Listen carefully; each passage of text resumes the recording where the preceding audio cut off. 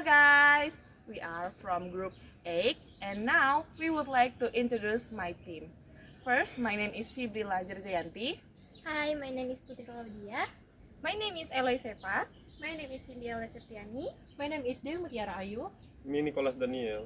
And now we would like to presentation. Now I want to explain the summary about the article Free trade is bad for the environmental. First, the author argues that while free trade can have negative environmental impacts such as shrimp farming causing pollution and deforestation in Asia and Latin America, it also brings environmental benefits. For instance, agricultural liberalization under the WTO's Doha Round called reduce pesticide use in Europe by shifting production to developing countries that rely more on natural fertilizers.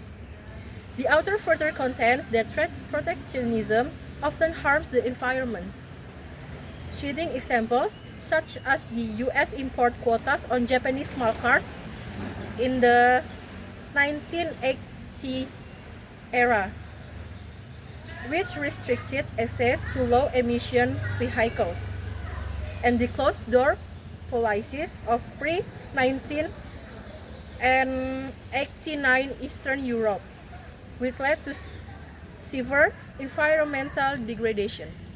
Hello guys, now I would like to continue our argument in the part 1 summary. And now, the key conclusion is that trade should not be restricted by solely for environmental reasons. Instead, government should implement target environmental policies, e.g. pollution tax, while allowing trade to focus on economic growth.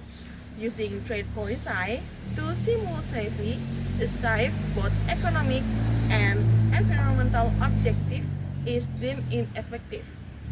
The author's main argument here are 1. The negative environmental effect of trade can be addressed through proper policies rather than trade restriction. Second is protectionism often backfires environmental as seen in the case of US import quotas on Japanese car. And last is 3. Policy separation, environmental policies for environmental goals, trade policies for economic goals. And the next argument will be continued by my friend. Thank you.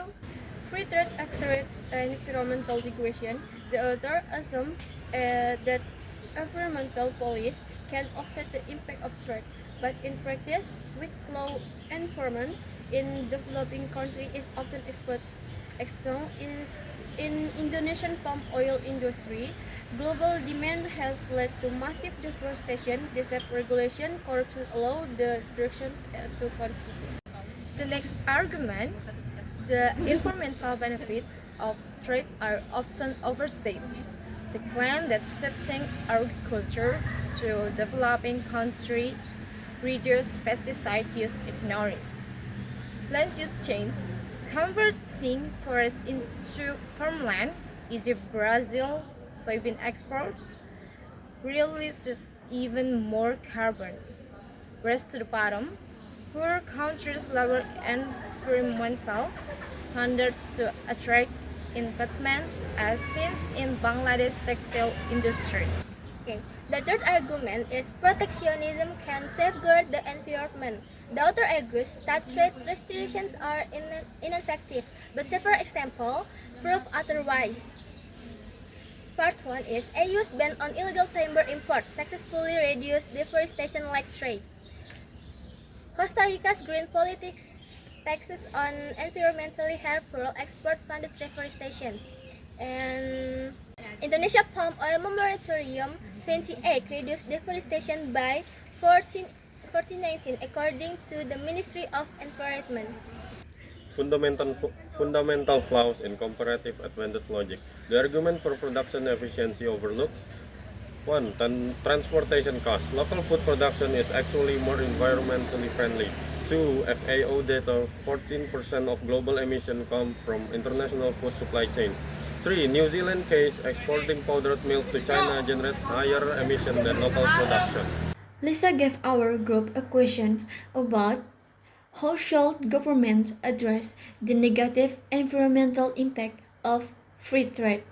And the answer we gave was government can tackle the environmental downsides of free trade through a mix of regulation, effective and international cooperation.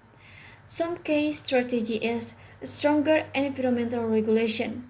Governments can enforce stricter environmental laws to prevent industries from exploiting lax regulation in pursuit of trade advantage.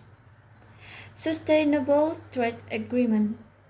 Trade deals can include environmental provisions that ensure industry adhere to sustainability standards. And the last is support for green innovation, funding research and development for sustainable production method and can help industry reduce their environmental footprint.